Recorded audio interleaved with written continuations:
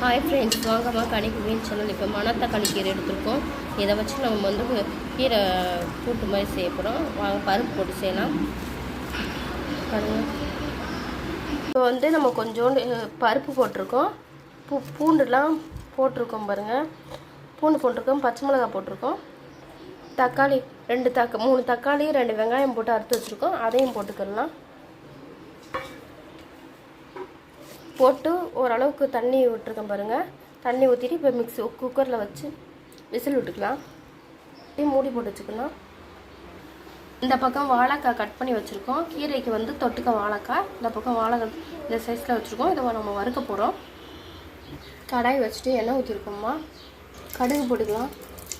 இந்த டப்பா வந்து நான் மீஷோவிலேருந்து ஆர்டர் பண்ணேன். நல்லா எல்லா பொருளும் வைக்க நல்லா ஒர்த்தாக இருக்குது பாருங்கள். நல்லா வாஷ் பண்ணி அது போட்டு வச்சுக்கலாம். நம்ம தேவைக்கும் பொழுது எடுத்து வச்சுக்கலாம். நல்லா உழைக்குது. பாக்ஸுகளும் நல்லா அழகழகாக எடுத்துக்கலாம். நம்ம என்னென்ன வேணுமோ எல்லாம் போட்டுக்கலாம். எல்லாத்துலேயுமே பாருங்கள். இதில் அழகாக கீழே வந்து அழகாக இது வேறு வச்சுருக்காங்க. ஆனால் நல்லாயிருக்கு, சூப்பராக இருக்குது பாக்ஸு. நல்லா பொருள்லாம் வச்சுக்கலாம். எண்ணெய் காஞ்சிச்சு, கருவேப்பிலை போட்டுக்கலாம், பூண்டு தட்டி போட்டுக்கலாம், வாழைக்காய் போட்டுக்கலாம், நல்லா கிளறி விட்டுக்கலாம். இப்போ உப்பு 2 போட்டுக்கலாம், மஞ்சள் கொஞ்சம் போட்டுக்கலாம், கரம் மசாலா கொஞ்சம் போட்டுக்கலாம், மிளகாய் தூள் கொஞ்சம் போட்டுக்கலாம். நல்லா கிளறி விட்டுக்கலாம். ஒன்று நல்லா காரெலாம் செய்கிற மாதிரி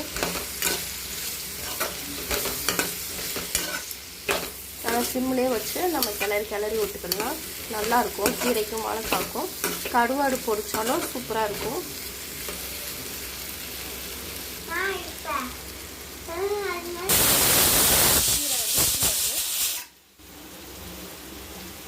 கிளறி விட்டுக்கலாம். இதில் 2 புதினாவை போட்டுக்கலாம். இன்னும் கொஞ்சம் நல்லாயிருக்கும்.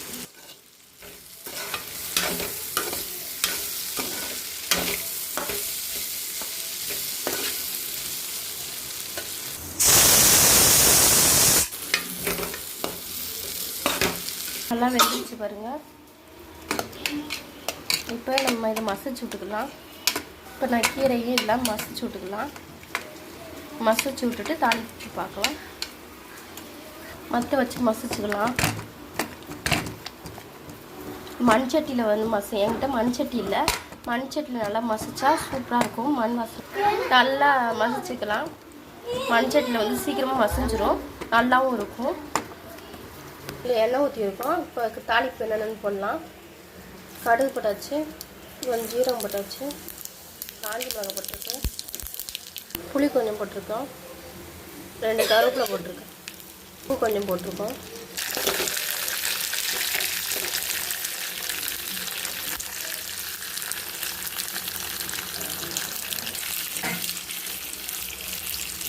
இதில் ஊற்றிக்கலாம். இப்போ வந்து ஊற்றியாச்சு. இப்போ நம்ம எல்லாத்தையும் மசிச்சு விட்டுக்கலாம்.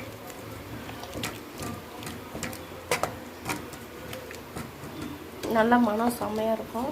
இந்த பக்கம் வந்து நல்லா முறுன்ட்டு வாழைக்காய் ஃப்ரை ரெடி ஆயிடுச்சு. இப்போ வந்து நம்ம கீரைக்கு வச்சு நல்லா அழகாக நம்ம சாப்பிட்டுக்கலாம்.